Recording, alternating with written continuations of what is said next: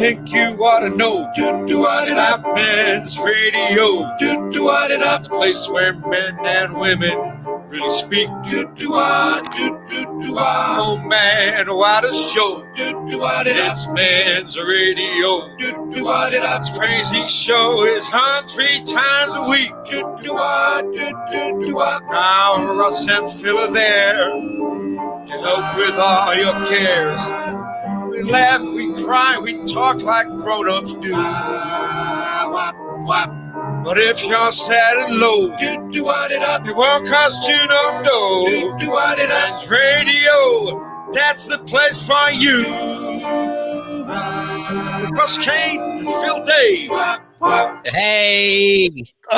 And before we do anything else, as you know, that is the theme tune sung and totally performed, all the instruments, by Ray Gelato. He's not feeling well today. Ray was going to come on the show to have a little chat about various stuff, and he's off to the doctors. He's got an ear problem. And as I wrote to him, that does explain so much about his playing over the years with Ray Gelato and the Giants. I think we've solved it. I think we've solved the mystery. Hello, what's he got? What's wrong with him? Got an ear problem. Oh, he fell for it. Anyhow, it's going to be a long hour. Was that a gag? You're listening to Men's Radio Station. Thank you so much. Here I am in the East Finchley photo booth. Remember when you were kids and you'd go with your then girlfriend, we were about 14, 15, and you'd go into the photo booth, then you go like that. It's great. It's almost as if you checked the background because you thought it would be different from the last user of the photo booth. It was just weird, wasn't it? It was just fantastic. Oh God, I wish I could find all those things. I like anybody's names now. Curtains. Well, I like the one where it had a curtain that you could put across if you wanted a different color background, or you wanted the bright. Oh, we didn't have that. Oh, that's too modern for me. No, we just had grey. Anyway, Men's Radio Station coming at you, of course, at www.mensradiostation.com. Plus, you can hear us on Twitter. Plus, you can hear us on Facebook. Plus, our YouTube channel, which is just Men's Radio Station. Please go, and if you're going to go there, press the like button. It'll take you a second, if that. And please subscribe, because every time you do, it really helps us, and we need all the help that we can get. And Philip, can you think of anywhere else that we're broadcasting from? Well, you may also hear us on Deluxe Radio and, of course, Radio Waves as well. Now, I have to tell you, if you're listening back to this program on Deluxe Radio or Radio Waves in particular, and you're enjoying a nice cruise at the moment around the Mediterranean, we're about to put that to test for you over the course of the next hour. And we thank you for the pleasure of your company. I've got to get all the cruise. What we'll do is we'll get a load of the cruise acts on. We'll get Hillary O'Neill, and we'll get Mike Doyle and Jeff Stevenson and a whole load of others, and they can do a bit of their cruise act to let everyone see. Let's say hello, Kimmy Lashmore, new curtains, Russ. No, I've just changed location. Handsome Men, says Francine, on her way to Specsavers. Dennis Woolmark, afternoon, guys. And Richard Foreman rightly observes, good day, guys, back in the warm. Oh, yes. It was It was great on Monday. We had the best time ever. Phil, a slightly better time than me, I suspect. We had a wonderful time. It was freezing. Absolutely froze our particular areas off.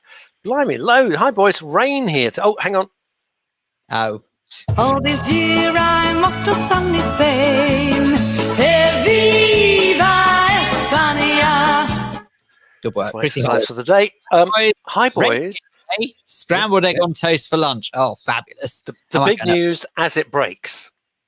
Quite. Indeed. Emma Webb. Hello, all. Hello, hi. Emma Webb. Hope you're feeling good. The great Lee Durnford, who single-handedly built the Channel Tunnel all by himself. My mother says, hi, lovely boys. She's getting a bit familiar, your mum, to be honest with you. And then Ed Grossman, back home. We are back home. They'll be singing about us when they're tuned to Men's Radio. We've got a guest today, but no, I'm not in the photo booth. That's the square. Where was my photo booth? I think it was East Finchley Station. Used to go there with my cousin Francine and my cousin Glenn and Nicky Horn. We were all at school, not together. Obviously, we were all at different schools, but we were all school kids, and we were all pals. But okay, I do have to. I do have to say, first and foremost, I need to say this publicly. Thank you, because after the show on Monday, Russ and I took a little trip to where some of the old studio equipment is being stored, you see. Yep. We're going to sort through it because we don't believe that we're going to return to a studio environment for men's radio. We'll try and go to as many places as we can, maybe do the show, as we call it in the trade, on location as often as we can. But it doesn't necessarily mean that we're going to go back into a studio environment that we had before all of this lockdown malarkey started.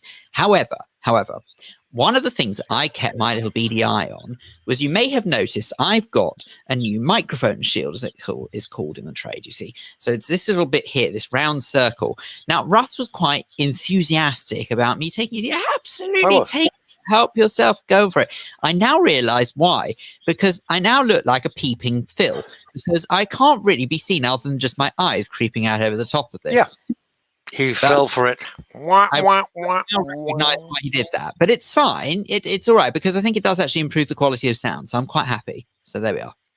Richard Todd, I'm not saying that Phil looks young, but it reminded me of when my dad used to take me to the pub and I had to sit outside with a Coca-Cola with a straw. Not quite. You have to confess that it wasn't actually whiskey and dram you saw before. It was actually a load of apple juice. I wasn't allowed. It was just apple juice, and he was acting. Richard Todd, for my microphone, I prefer a nice muff.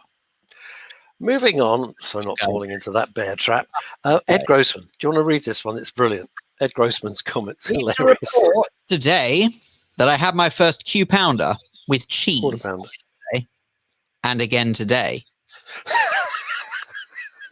I can't eat fast food. I'm not being rude about McDonald's or Burger King. I just cannot eat it. It just, A, it kills me, and B, I can't bear how it tastes, and I can't bear how it smells either. Believe me, I am more than prepared to be rude about fast food. It just all smells awful. Sorry. There's literally not one bit. It smells disgusting. And what I hate about tube travel in London, when like you get in and they've got the only thing they haven't got is somebody flambing a steak Diane on a little primer stove and cooking it up. But the smell, it just wants to make you heat. It's horrible there. Richard Todd, you know you now actually get double quarter pounders. Doesn't that just make it a half pounder? Pound. Phil, Paul Andrews, I thought Phil was wearing a yashmak.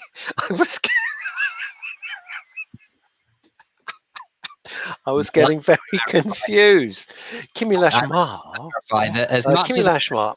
East Croydon Station, Upper Ladder, Nailcoat Hall. We will be going to Nailcoat Hall as soon as everything. Sam Munro, gay as you like. Big European gay boy. Now, hello everybody. All right. This is where you must respect the maths. McDonald's call it a double quarter pounder. Wimpy call it the half pounder. Makes sense. Does it? Ed Grossman, you are just biased. Not. See what I did there? Anyway, thank you. Lee Durnford, who I'm going to be writing to you, Lee. I've got a question for you. It's worrying enough breathing on the tube, let alone eating. I should know. I know. Lee's a train driver. He's not. It's not actually possible to eat on the tube at the moment. Well, I mean, I say that. You'd be amazed the number of people who ignore that, but it's technically not possible. This is hilarious. Linda Dave, Phil like he's got a very thick moustache and a beard. Oh. Why?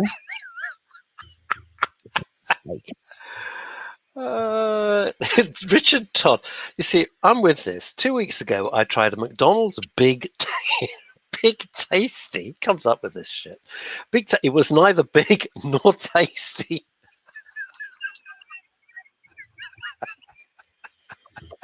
People are upset. They can't see your smile. Kimmy Lashmar says she can't see your smile. People are getting upset. No, it's too late now.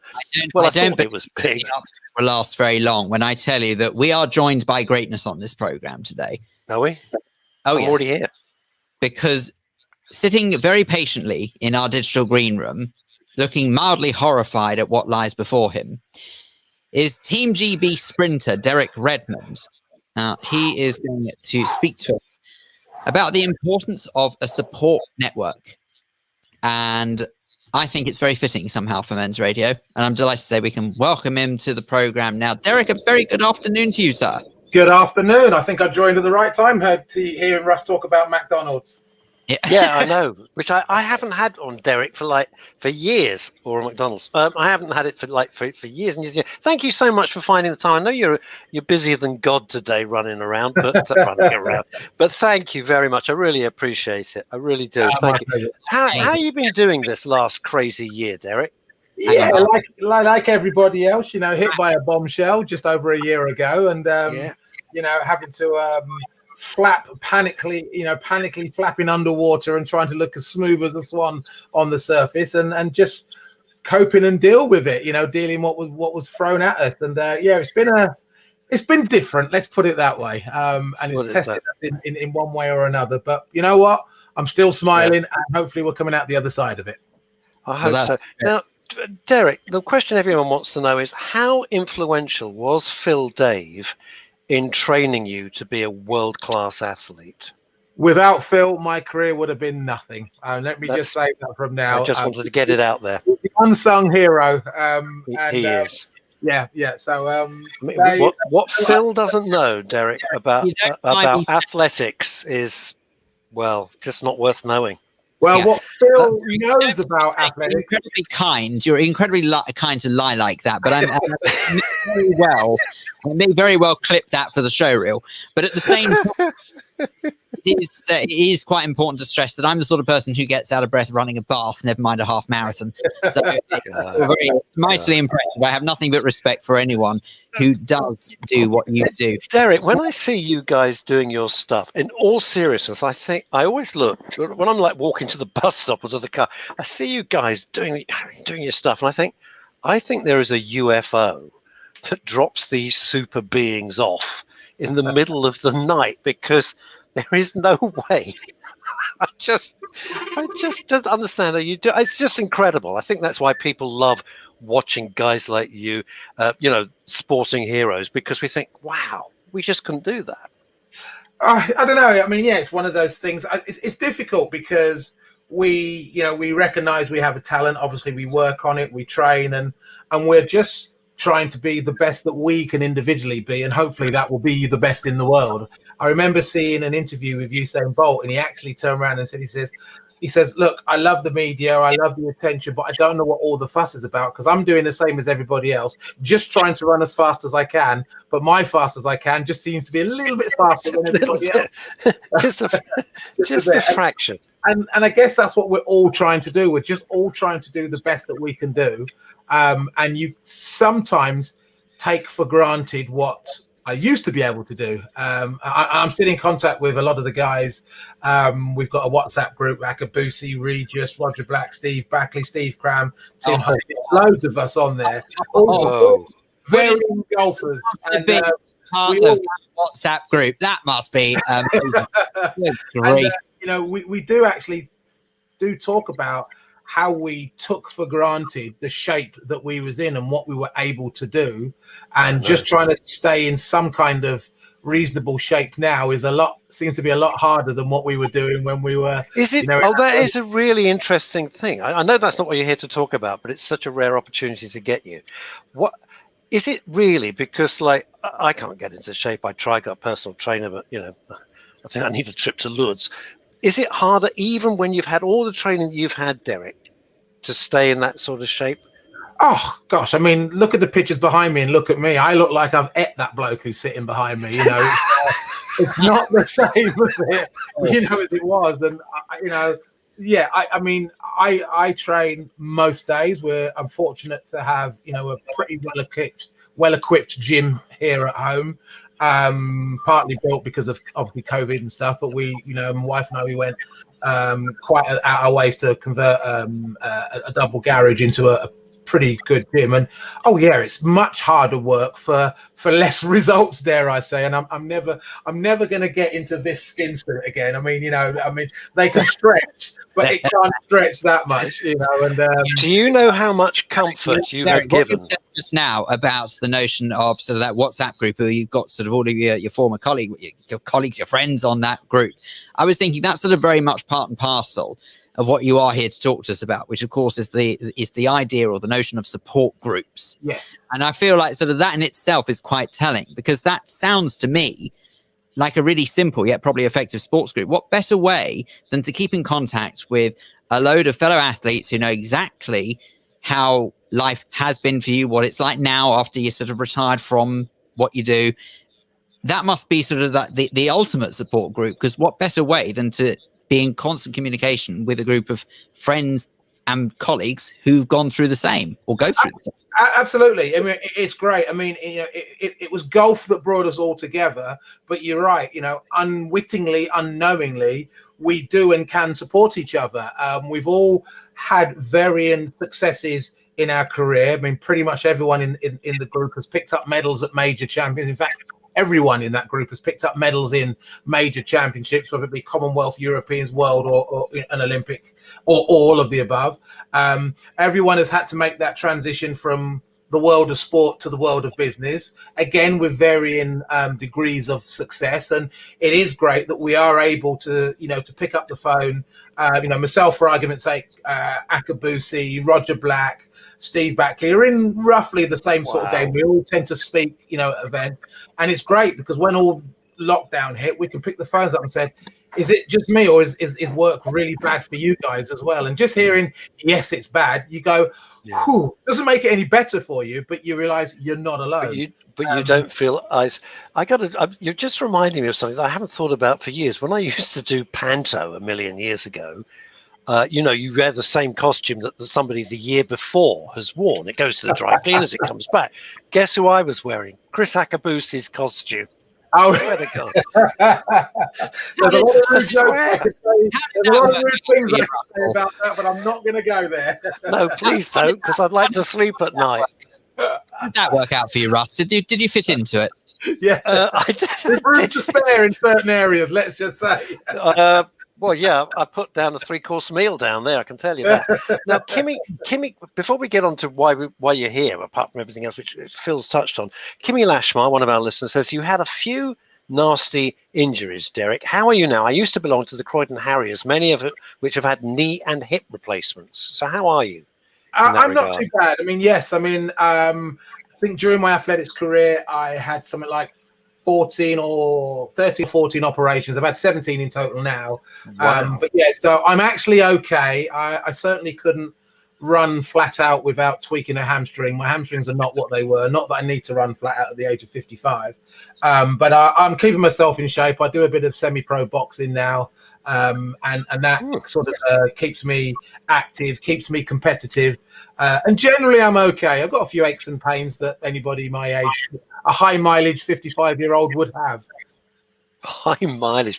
Lee Durnford, who's another of our regular listeners, and this is a question for you, Derek, if you don't mind, given that most of us have put on the pounds in lockdown, what's the best advice Derek can give us to shift it? I know about exercise, but how about diet? Diet is the thing. Actually, my wife's actually even better on the diet side than me. So every couple of months, we do like a 21-day detox where we basically try and cut out, the sugars, try and cut out caffeine, all the bad stuff that we all know about, and try and eat healthily. Drink a minimum of 2 to 3 liters of water a day, and exercise. And the thing about it is you need really to be doing both, especially as the older you get. We can't afford to eat the food that we could get away with eating when we were 20s and train and still keep the shape, because our metabolism slows down. And the good thing with doing a bit of a detox, the usual thing, as I say, the sugars, the alcohol, the caffeines, that sort of stuff, it helps speed up your, metabolism.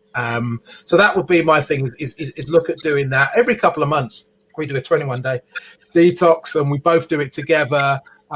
Prepare the food, and it's easier to do when it's two of you doing it. When it's just, you're sitting there eating broccoli and a bit of fish while your partner's eating steak, chips, gatto, and drinking bottles of wine or whatever. It's very difficult.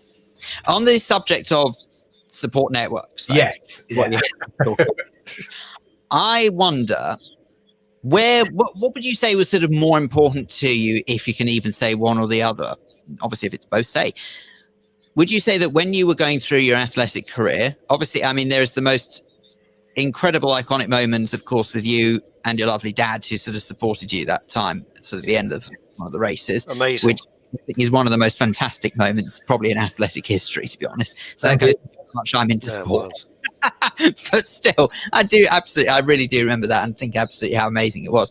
But would you say it was the sport during the athletics career or after it suddenly all came to an end, as it were? I mean, I know it's not completely come to an end, but what I mean. No, it's a great question. And the answer is both. So, you know, as an athlete, you know, I had a great support network. It consisted, my if you like, main network consisted of 11 other people. So there was a team, including myself, of 12 of us trying to get me to be the best 400-meter runner I could be. And that consisted of various coaches, sports psychologists, exercise physiologists, people in the medical world, masseurs, all sorts of, even my agent was part of my support network. And all athletes have a group of varying sizes to help support them do what they need to do. That doesn't change when we come into in some might say the real world, the business world, you know, and whatever you do for a living, you need some kind of support network around you. And, you know, that might just be family members. It might be colleagues that you work with. It might be having, you know, getting a little bit deeper and having mentors, having people, to help you. And, you know, I mean, one of the main reasons that obviously that I'm on here to talk about this is because Mercedes-Benz Vans came up with this initiative to help look after the van community, because in the last year, as we know, their work has skyrocketed. And in one respect, it's great because they're busy during this real bad time. But, you know, we have situations where drivers are having to go from 150 deliveries a day, which is a nightmare, to 400 deliveries a day. Now that brings in 400 deliveries a day. Wow. Now that brings in a whole host of problems, you know, from them panicking that they're going to do it, you know, so that raises stress levels. They're not eating properly because they're not finding time to stop and eat. They're worrying at night because, you know, they maybe didn't get all the deliveries. So they're, you know, the lack of sleep. And this is having also effect on their mental health. So it's actually being detrimental to them doing that job. So it's paramount that these guys and girls do have a bit of a support network that ranges from someone putting a metaphorical arm around them saying, look, you're doing okay. You know, don't think you're not. You know, 150 deliveries is amazing. You've done 350 deliveries. That's just, you know, astronomical. So, you know, give yourself a break type thing to people that might need a bit more, serious help. And as I say, it doesn't have to be a special select team. It can be family members, it can be friends, it can be work colleagues, just helping and understanding. And you saying, you know what, I'm struggling here. I need a little bit of support and a bit of help, and getting that from people, because it's not slowing down. You know, when you look at online shopping, it's continuing at the rate that it is. It's gone up something like 52%, according to Mercedes-Benz Vans, their survey that they did. So it's not slowing down. I know shops are opening, but, you know, there's a lot of people that have got into online shopping and saying, actually, this works for me. I'm the same, Russ. Yeah. So I'm going to continue with this. And, you know, I might pop to the odd shop, but it's so much easier to do it online now. So we need to look after these guys, because during the pandemic, these were the people that were keeping you and me going. You know, completely. And we need to recognize that, and that's why I'm so pleased that an organization like Mercedes-Benz Vans have come up with this and recognized it, because otherwise this could go unnoticed and we could be in a whole host of trouble if our beautiful brown box with the smiley face on it doesn't arrive at our doorstep when they play. Precisely. But just because if someone does somehow think that something becomes easier for them, so let's use deliveries as an example. We think, oh, I can't be bothered to go to the shops. Oh, I know it's different now because obviously we can go back to the shops. I realized during the pandemic we couldn't necessarily go to the shops, but here now, when it's a case of when you go to the shops, you think, actually, no, I can't be bothered, I'll just order it online. It's fine. Okay, it becomes easier for you, but suddenly it becomes more difficult to someone else. Yeah. And unfortunately, our natural, I'm going to say our natural selfish ways means that we don't necessarily think of the ramifications of our actions. Yeah. And it really does sort of annoy me the way that some people think, okay, throw a piece of rubbish in the bin. Okay, that's no longer your problem, but someone else has got to clear that bin out. Do you know what I mean? It doesn't just disappear. It just disappears for you. And I don't think we're as considerate as we should be on that front. Absolutely. And, it's, I'm involved in one way in the van delivery business. So one of my son-in-laws works in that industry, and we have, we have a little bit of a business together. He runs it really, and we do deliveries. And I did a few days during lockdown to get out and do some stuff to help. And do you know what? It's not just as simple as sitting in a van whistling around and chucking the odd box here and there. You've got to go and load all your boxes up in the morning in order that it needs to be delivered. Then you've got to start off on this journey. People aren't always in this, and it's stressful. It is not as simple. And as you said, Phil, for me, just picking up my phone, going, oh yeah, click, send, it will be here tomorrow. There's a whole army of people that are involved in getting that one parcel to my house.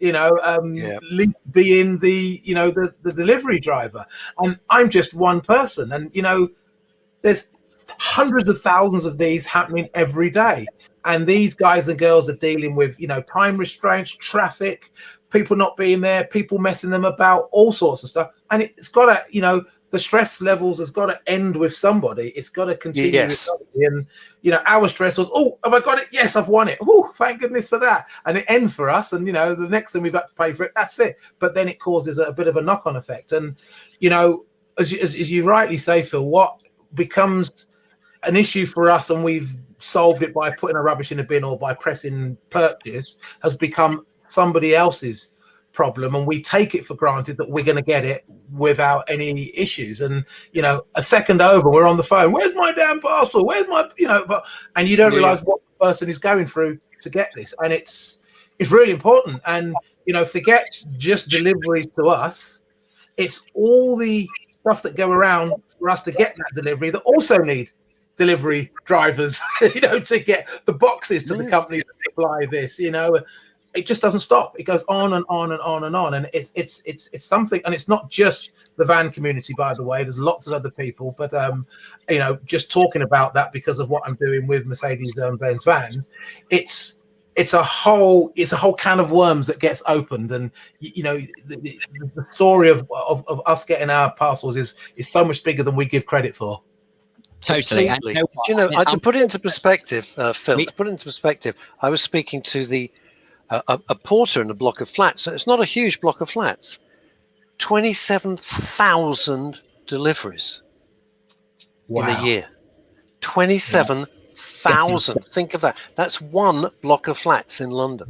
If you were going to say a day, I was going to be very impressed with that block. No, I know. Yeah. Still, yeah, and that's just one block of flats. You say that. It is extraordinary. How come Mercedes-Benz thought of this? You on borrowed time. That's the only way. You're on borrowed time. We know that. Have you got to go? Well, I do have another interview I'm doing, but we're all right for a couple of seconds. We're all right for suggest. How about you spend a couple of seconds answering just two very quick questions? Number one, where do people go for more information on this? Okay, people can Google Mercedes-Benz vans, and it will take you to their website, and you can have a look at all the information on there. And there's a lot more stats that I can't reel off on there. So that's where people can go and have a look. And number two is, can we put you on the spot live on air and ask you that you come back a bit unconstrained with your time, and we can have a good old natter with you? I would love to. You know what? Absolutely. You've got my email address, Phil. So ping me an email, as they say, and let's get on and have a bit of a laugh. And let's do it at a time I can have a beer in my hand. Oh, yes. Come on. Now what? Well, that won't be during your detox period for 21 days. No, I'm not on detox period for a while, and let's get it going. Let's make this a 3-man team. Come on, let's sort this out. Make it a 3-man team. Pleasure, Derek. Thank you. It's been an absolute pleasure having you on Men's Radio Station. Really appreciate it.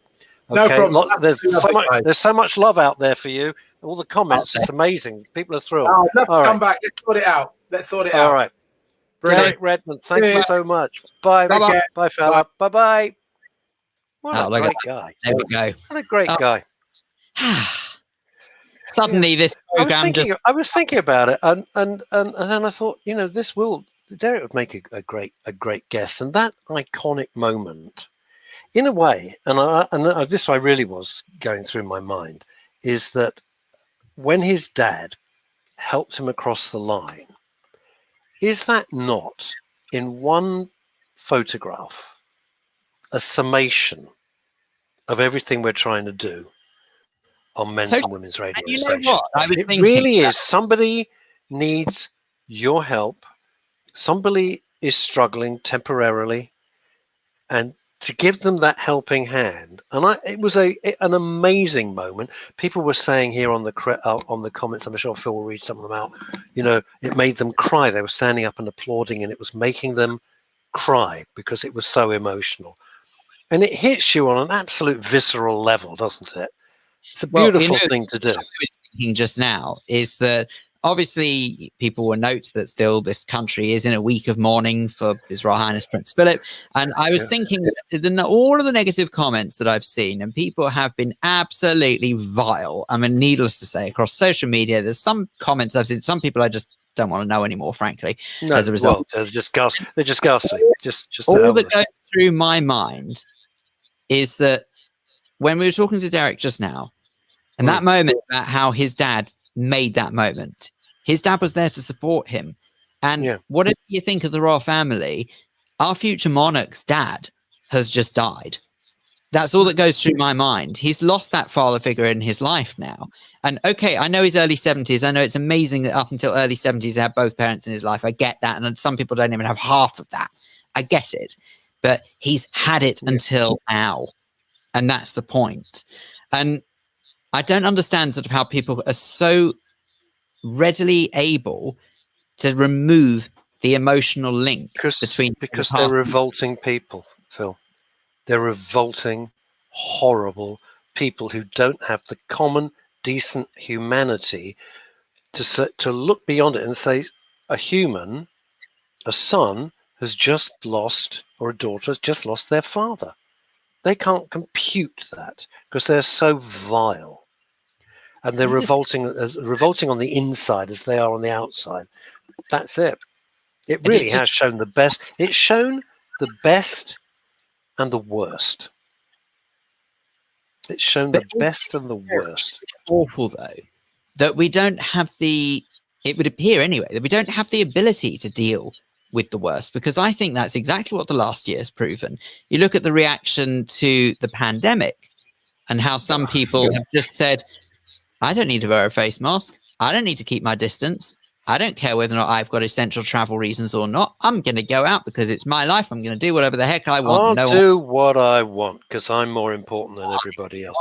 What is this bullshit mentality? No, I know, but I don't understand why we've become either a nation of selfish folk or B, a nation of flimsy people who are afraid to discipline. I find it absolutely staggering. Because you can't because everyone takes offence. No one's ever wrong. I do want to read a couple of comments and I'm going to answer your point. You may not like what I'm going to say, but I'm going to do it anyway. Sue Cressman, hi Sue. I've been friends with Derek and Maria. Take a letter, Maria, and send it to my wife. Been friends with Derek and Maria for many years. It was lovely to see him on my favourite radio station. Thank you for that. I only wish I'd tuned in before. I had loads of stuff to do. Well, I would think she was running a huge establishment. Oh, like do you know what? Hall or something. Here, I tell you what I'm picturing here, okay? Yeah. When we do our OB from Nailcoat, I'm thinking a certain invitation has to go out for that one. Get Derek back on then. Oh, get him then. Oh, yeah. Yeah. Well, she knows him. Perfect. He'll probably just rock up. And then you can challenge him to a 100-yard sprint. Yeah.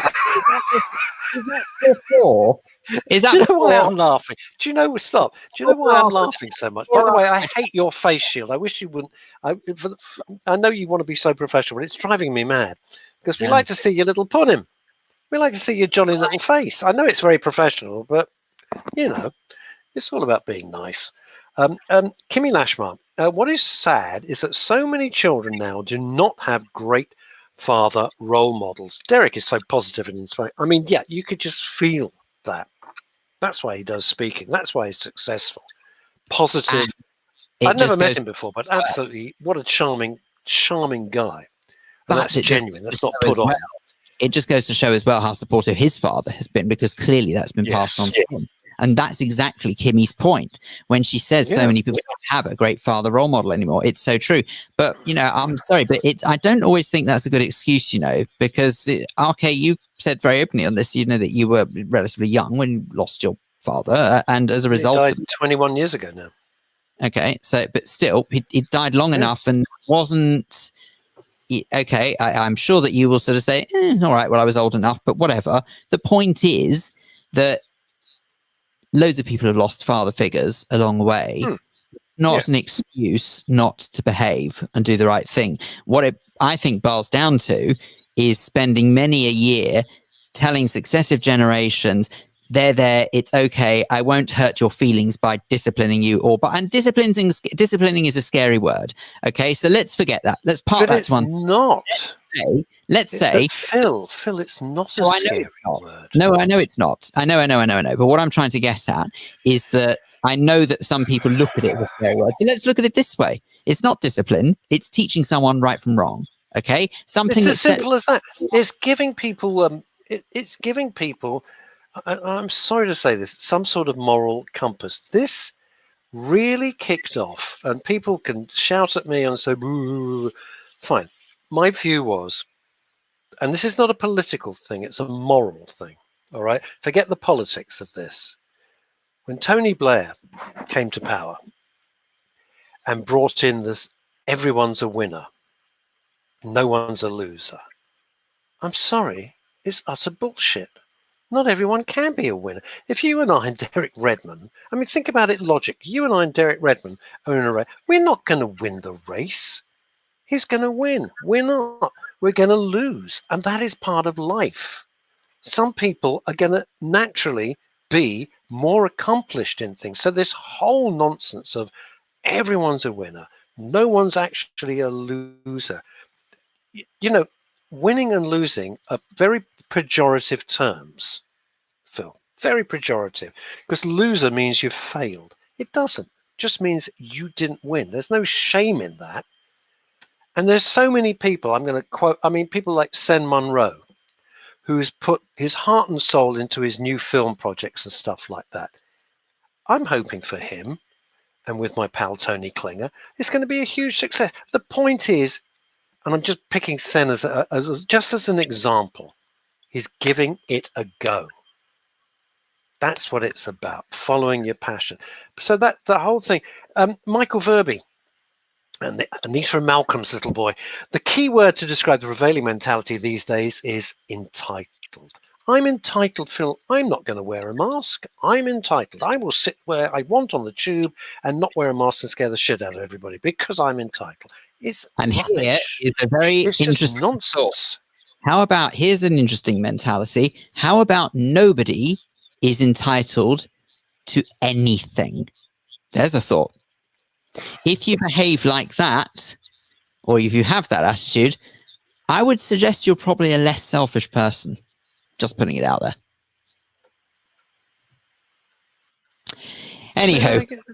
But we're not you know, there's a great I'm sorry to be suddenly horribly philosophical, but one of the great myths about life is you're entitled to be happy. You're entitled to be. There's no deal with this.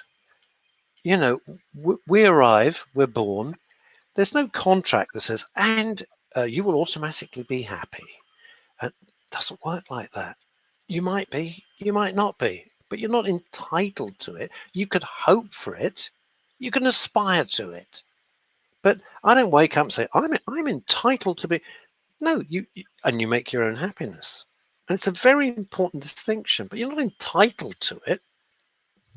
Sam Monroe is thanking you for your comments there. Chrissy says, what annoyed me the most was that the complaints to the BBC for taking EastEnders off to pay respects to Prince Philip. One day without soap. It doesn't. It's so hard.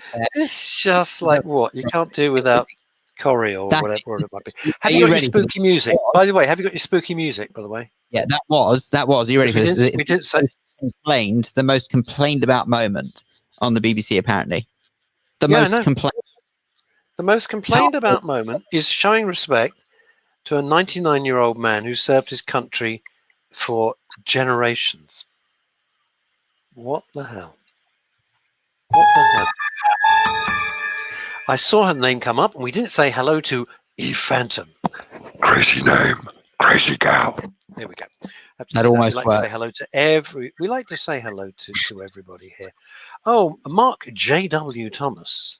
Always sounds like he's the producer of the A-Team in the 80s. Produced by Mark J.W. Thomas. Good afternoon, gentlemen. Loving your show as always. Great topics. Thank you very, very much. Thank Rosemary you. Jessup. Rosemary sends me some very interesting. You there, Phil? Phil, come. Hello. You there? I'm down You know here. what this reminds me? You know what this reminds me of? Les Dawson, when you used to go. You know, you do the nattering over the fence. It was a lovely character. Oh, Sorry, it's about Ada respect. Ada and somebody, I think. Ada and oh yeah, oh damn! Come on, everybody, Oh, help! He Ada. played Ada and not Lily. Sissy? Ada and See. no, can't remember what it was. Two sure it was women, well, two guys dressed as women. Yeah, it was just hilarious. Just hilarious. It's about respect. Not many people have it these days. Sorry I'm late. So missed what the lovely man said. I lost my father, this is Rosemary Jessup, 30 years ago, and my mum 45 years. Bloody hell. Wow. Rosemary. I still respect how they raised me. Social media, etc. Talk about controlling people. It's about controlling the spread of the virus. The other day, I was having my Sissy. Thank you, Linda. It was Ada and Sissy. Thank you. And thank you, Linda. And thank you for, Sissy. Thank you, Michael Verby. Thank you, Emma Webb. Boy, everybody knows everything. Okay, can you remember where my spare glasses are? Do you know why, Ed? Do you know Exactly this is too... Their glasses are, excuse Yeah, me. I broke my glasses yesterday. They ended up in that when we were going through the equipment and we had a rubbish bin, you and I, on Monday. Oh, yes. Yeah, that's where my glasses went. Oops. I just broke them as per usual. Played by Roy Battersby. Yes, Sissy Roy was played by Roy Battersby. Yeah, Roy Battersby was excellent. Roy Barraclough, whatever his name was, not Roy Barraclough. Roy Barraclough. You're right. Paul Rose, Roy Barraclough. Half me, half Google. Yeah, you're right. Do you know what? Just very briefly. Do you know why? How Les Dawson developed that sort of when he played those women, and he'd go, "You know about her at number 3." Yeah, and you know what? It's because. Do you know why that came? Do you know where that came from, Phil? Genuinely. Well, maybe it was a relative.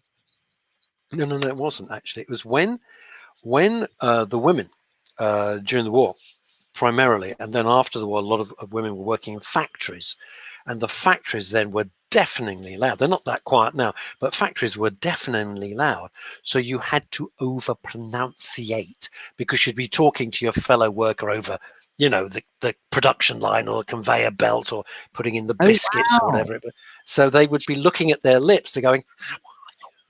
And you go, "Yes, I'm all right." And so that's where he developed that character from. Les Dawson, what a blooming genius he was. Cotton making. Sad as it was. All right, Ramsey's got a good point. Let's hear Ramsey. Do you want to read out Ramsey's point? He says, sad as it was to see, sorry, sad as it was, I'll call it up now. I didn't see for all channels to drop their programming for wall-to-wall coverage. He had a good life, did some amazing things, and I will watch his funeral with reverence. But I thought the BBC's decision to devote all output for 24 hours was a mistake, in my opinion. I'll tell you why I don't think it was a mistake. Truly, I don't. Let's look at the severity of this. This is a massive moment in this country's history. Okay, our reigning monarch's consort, aka her husband, has died. It is an enormous moment in this country's history. People may love or loathe the royals. That's up to you. But this is a big deal. There would be nothing. Very big deal. There would be no other program that BBC could put out that would have been appropriate to show at the same time. They had to cover it non-stop because in exactly the same way in years gone by, when a major event happens, all channels change over. It's also a way of getting that news of that level of importance out there as quickly and as effectively as possible. Can you imagine if someone was watching something on BBC Two, just for argument's sake, they were watching something on BBC Two and they didn't drop the output? Would that person have known? You've got to tell as many people as possible. So no matter what channel they're watching, you have to change output because it is such a massive moment that people have to know about it. You might not agree with the reaction. A lot of people don't agree with the reaction. In fact, I can't count the number of people who are totally ignoring the fact that as a nation in mourning, technically out of respect, we are supposed to be in black out of a sign of respect. But so many people are not bothering with that. But it's just extraordinary.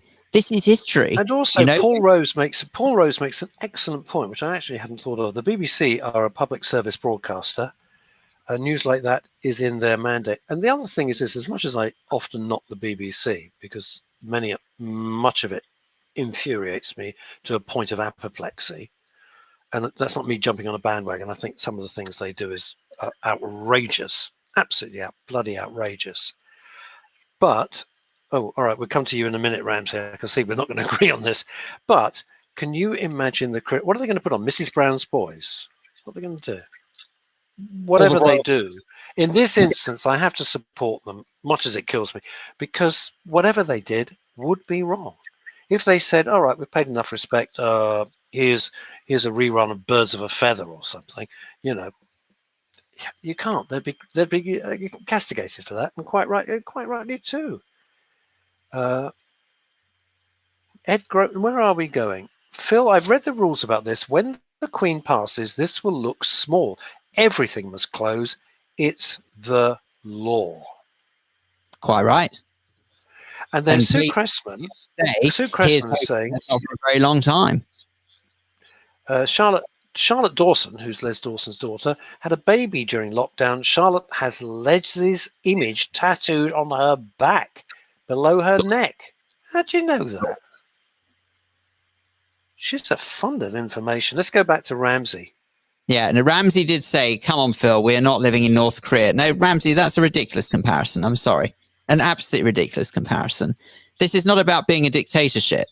It's about the family that represents our country. No one might like that, but that is what they are. The royal family are the backbone of this country. That's just the way the law is set up for this country. You might not like it, but it's tough. I can think of an alternative. But the point is that when the head the head of the family's husband dies, what could you possibly think could be more appropriate to talk about on television or radio than that? There is just nothing. Absolutely. The thing, Ramsey, I'm not wading in because you're a great, pal of men's radio and you're very supportive. So I'm not, putting the boot in. That's ridiculous. I don't do that. But when you say something like North Korea is, if you don't do it, you will disappear. You'll be taken out to a field and shot. It's quite simple. It's a dictatorship. You do what you're told, because if you don't, you're going to end up dead and they'll never find you. Simple as that. No ifs, no buts. There is a huge outpouring of love for the royal family. If you don't choose to do it, that's your option. You're not going to be, you're not going to be arrested, shot, put on trial, and your family thrown into the street, as would happen in North Korea and under many awful dictatorships. No. So it's a personal choice. So it wasn't because we were being dictated to. It was a mark of genuine respect, and that's the difference. Mark J.W. Thomas, producer of the A-Team, they did what was correct. Even the visual broadcasters hurried around to don black clothes. Well, that was mandated, or jackets. If they didn't quite fit, they tried. Yeah, they had to do that. They had to do that.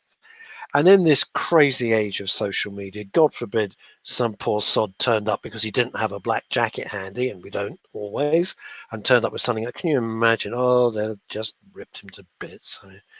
It was like when Michael Foot turned up at the cenotaph for the memorial service wearing like a donkey jacket anorak type thing. It was a coat. What do you want? It was just a coat. It wasn't really a sign of disrespect. It was just a coat. He wasn't a particularly snappy dresser. I mean, the bottom line is that people can choose to do what they want to do. That's the beauty of this country. We have freedom to make our choices like that. But I put it to you that if you know what the right thing to do is, the prim, the proper, the correct thing to do is, and you choose not to do it, I think that says an awful lot more about you as an individual than a country. And Ramsey, that's not aimed at you. I'm saying that in general. I really believe that.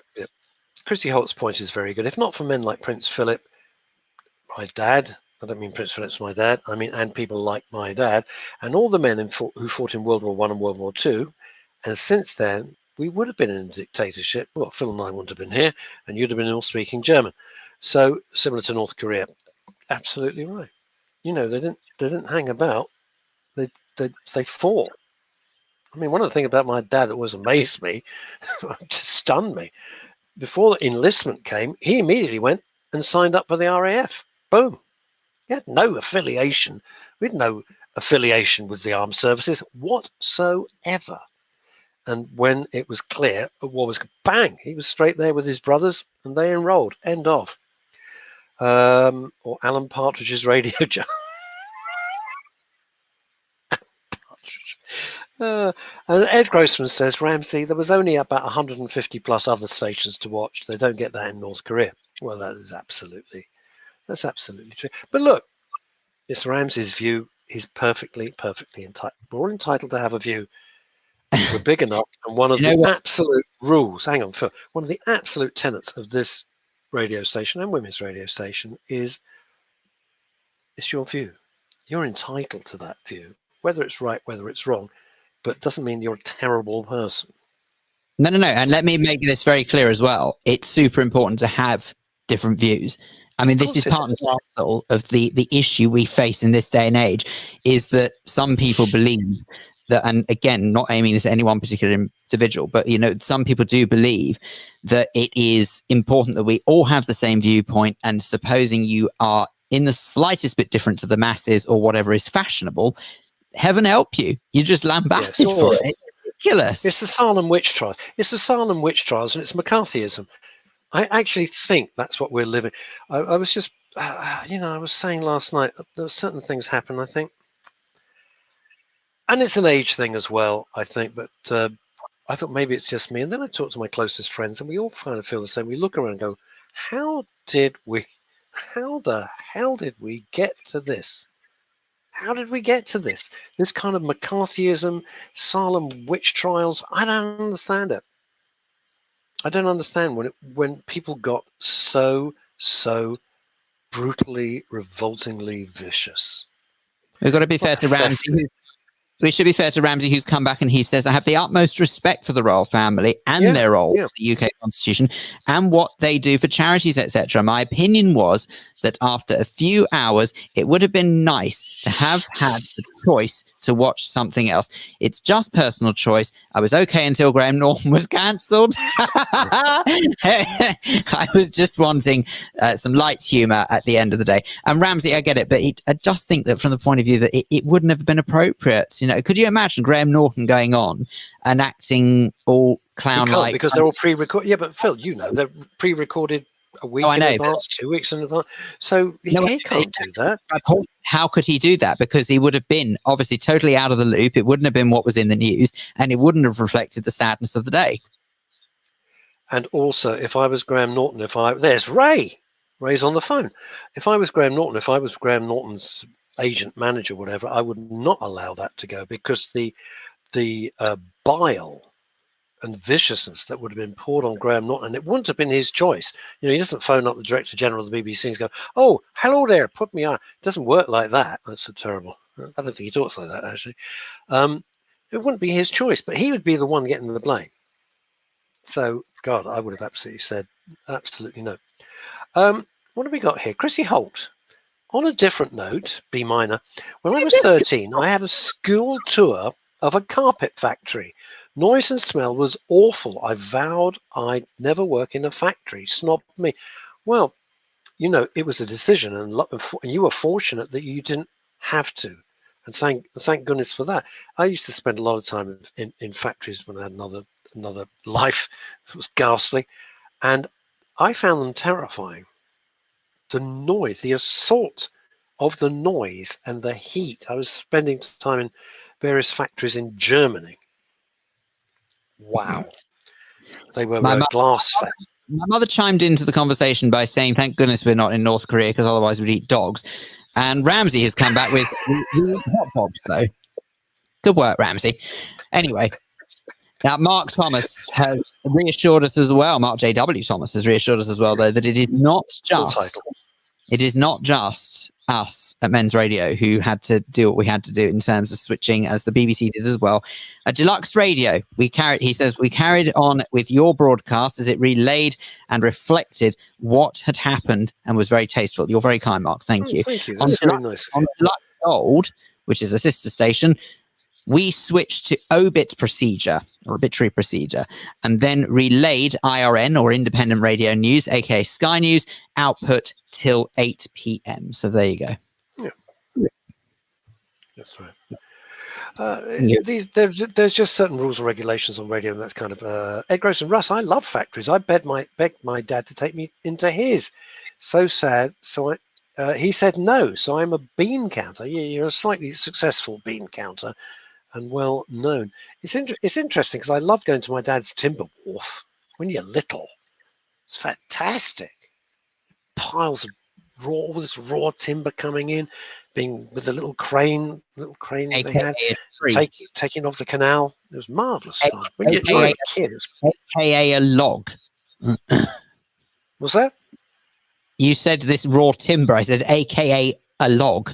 Oh no, they weren't logs. I mean, it was untreated timber. I mean, it coming from Russia and from Sweden and from everywhere. And the smell of it, to me, it's funny. If I have to go to B&Q or Homebase, God forbid. But if I do, and they have a timber section, the moment I smell, smells are so evocative, aren't they? The moment I smell, just sometimes they have planks and stuff like that, and I smell that, and suddenly I'm like 6 years old again, and I'm down in Dad's East End timber wharf. Kane, did he make Stephen? Remind me never to meet you. That's a very good gag. Very good gag, that is. Rosemary Jessup says, sorry, Chrissy, but when we went to the Cadbury's factory in the 1960s, I would quite like working there. Can you imagine? One for them, one for me. One for them, one for me. By the end of the week, you'd have put on 7 stone. You can imagine, by the time you got to the 20th chocolate, and then you threw up. You'd be so sick of it. You would be so sick of it. I mean, Not one for them, one for them, one for me, one for me, one for them. More for them, one for me. It would be. There's an image for you as you're having Chrissy Holt. My first job was in the post room of Steatite, if I'm pronouncing it right, Steatite, and porcelain factory. I had to go around factory with mail and had wolf missiles from all the men. I loved it. That is a whole show in itself. You can't stop at 2 minutes to 1 o'clock. Oh man, that is Chrissy Holt. Seriously, that is a whole show in itself. That she loved the attention, and now we've got us to a stage that you can call the police if somebody wolf whistles you. You can. Quick question from Rosemary. That's where we're at.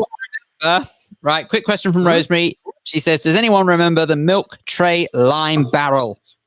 Yes. Oh, yes. Horrible. Oh, horrible. Well, I don't think that was the reaction. Well, it's got lime barrel. I don't like any chocolates with filling. Well, thank you. Oh no, I agree with that. Especially the no thanks. So you know what? Cadbury's cream egg. What an abomination. No, I'm what sorry. What the hell is that? What is that? Absolute abomination. I do not understand how people love them. It's just people go mad for it. It's absolutely disgusting. It's just it's like the Quatermass experiment in there. It looks like someone's come out of the content looks like it's come out of Sizewell B nuclear reactor. And you think, what is that in the egg? Oh my God. Oh my God. Sue Cressman, I went to I've been there, Josiah Wedgwood factory. Yep, I've been there myself. Up in the potteries. Amazing. Yeah, very, very, very interesting. Those things, seeing a craftsman at work is fantastic. Seeing mass machinery is quite scary. Thank you for all your fabulous comments today. Thank you to Derek Redmond, who was a guest extraordinaire. Terrific. What a lovely, lovely guy. And it just Rosemary, goes to show that you've got Rosemary Jessup ends the show when she says, "No, it was gorgeous green slime. I've eaten Cadbury cream eggs since I was a child. They were huge and only cost 6p." Well, if that doesn't end the show, I don't know what does. There you go, brilliant. on that bombshell, Yeah, we'll quite. be back 11 a.m. Friday for our 3-hour spectacular laugh. Goodbye, everybody.